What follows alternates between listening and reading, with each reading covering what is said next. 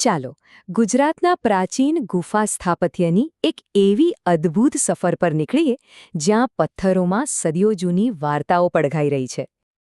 ક્યારે વિચાર્યું છે કે કોઈ પહાડની અંદર એના ઊંડાણમાં કેવા રહસ્યો છુપાયેલા હોઈ શકે છે? તો આજે આપણે વાત કરીશું ગુફા સ્થાપત્ય વિશે. આ સમજો કે પથ્થરોમાં પ્રાણ ફૂંકવાની કળા છે, જેમાં કુદરતી ખડકોને કોતરીને અદ્ભુત બાંધકામ, મૂર્તિઓ અને સજાવટ તૈયાર કરવામાં આવતી. સાચું કહું તો આ જાણે પ્રાચીન દુનિયામાં ડોક્યું કરવાની એક બારી જેવું છે. આપણી આજની આ સફરનો નકશો કંઈક આવો રહેશે. શરૂઆત કરીશું જૂનાગઢથી, જે ગુફાઓનું એક મોટું કેન્દ્ર છે.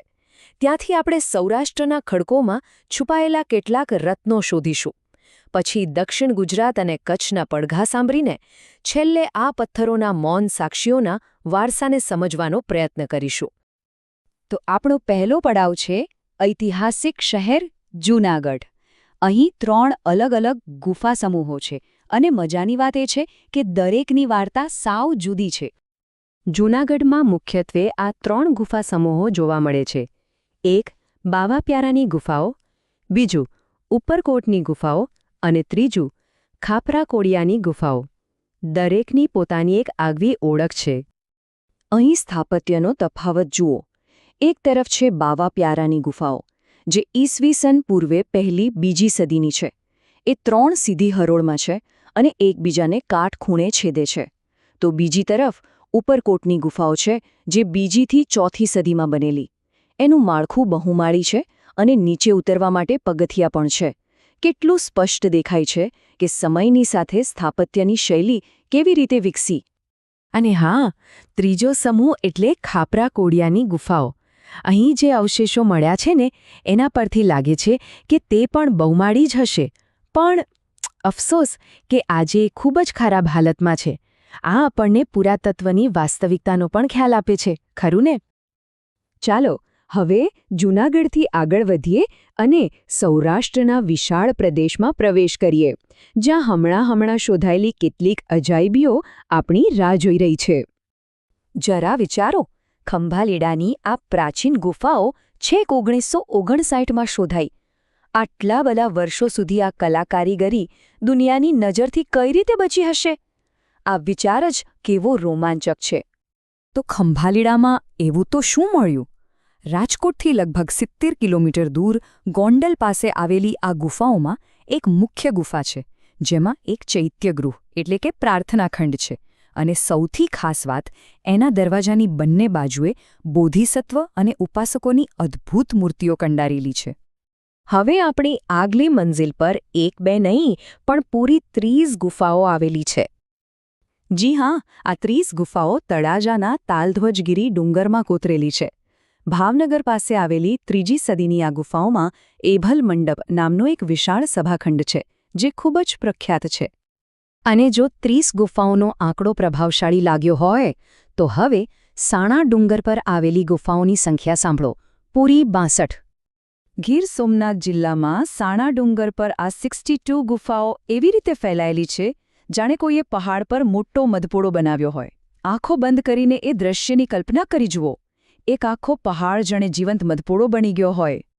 તો ચાલો સૌરાષ્ટ્રના આ પ્રવાસ પર એક ઝડપી નજર કરી લઈએ. ખંભાલીડા તેની બોધિસત્વની મૂર્તિઓ માટે, તળાજા તેની 30 ગુફાઓ અને એભલ મંડપ માટે, સાણા તેની મધપોડા જેવી રચના માટે અને ઢાંક તેની 4થી સદીની ગુફાઓ માટે જાણીતું છે. દરેક સ્થળની પોતાની એક આગવી અને અનોખી ઓળખ છે. આપણી સફર હવે અંતિમ તબક્કામાં છે. હવે આપણે દક્ષિણ ગુજરાત અને કચ્છના કેટલાક અનોખા સ્થળોની મુલાકાત લઈશું, જ્યાં ભવ્ય કલાત્મક સિદ્ધિઓ આપણને જોવા મળે છે. ભરૂચ પાસે કડિયા ડુંગર પર આવેલી 3 ગુફાઓ બૌદ્ધ સ્થાપત્ય કલાનો એક ઉત્કૃષ્ટ નમૂનો છે. અહીં કલા અને આધ્યાત્મિકતાનો અદ્ભુત સંગમ થયેલો જોવા મળે છે.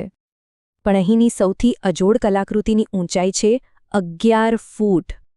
અને આ ઊંચાઈ છે અહીંના એક જ પથ્થરમાંથી કંડારેલા સિંહસ્તંભની. અને એની ખાસિયત એ છે કે એના ઉપરના ભાગે 2 શરીર અને 1 મુખવાળી સિંહાકૃતિ કોતરેલી છે. ખરેખર એ સમયના શિલ્પકારોની કલ્પનાને દાદ દેવી પડે. આપણી યાત્રા હવે કચ્છના દૂર સુદૂરના વિસ્તારો સુધી પહોંચી છે. અહીં લખપત પાસે ઝિંજુરીઝરની ગુફાઓ તેની કલાત્મક કોતરણીથી મંત્રમુગ્ધ કરી દે છે. તો ખાવડા પાસેના પહાડો પણ પોતાનામાં ગુફાઓના રહસ્યો છુપાવીને બેઠા છે. તો આ બધા જ સ્થળો મળીને ગુજરાતના ભવ્ય ગુફા સ્થાપત્યનો વારસો રચે છે.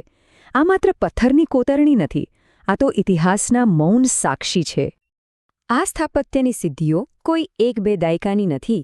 તે મૌર્ય યુગથી શરૂ થઈને ગુપ્ત યુગ સુધીના એક વિશાળ સમયગાળામાં ફેલાયેલી છે. આ એ જ સમય હતો જ્યારે ભારતમાં મહાન સામ્રાજ્યોનો ઉદય થઈ રહ્યો હતો. ટૂંકમાં ગુજરાતની આ ગુફાઓ મૌર્ય અને ગુપ્ત કાળ દરમિયાન બૌદ્ધ અને જૈન ધર્મના પ્રસાર અને તે સમયની કલાની ભવ્યતાનું જીવંત પ્રતીક છે. તે આપણને હજારો વર્ષ જૂના સમાજ અને સંસ્કૃતિની એક અમૂલ્ય ઝલક પૂરી પાડે છે. આ પથ્થરો ભલે મૌન હોય, પણ એમનામાં ઘણું બધું સચવાયેલું છે. સવાલ એ છે કે આ પ્રાચીન કલાકૃતિઓ આપણા સહિયારા ઇતિહાસ વિશે આપણને હજી બીજી કઈ કઈ વાર્તાઓ શીખવી શકે છે?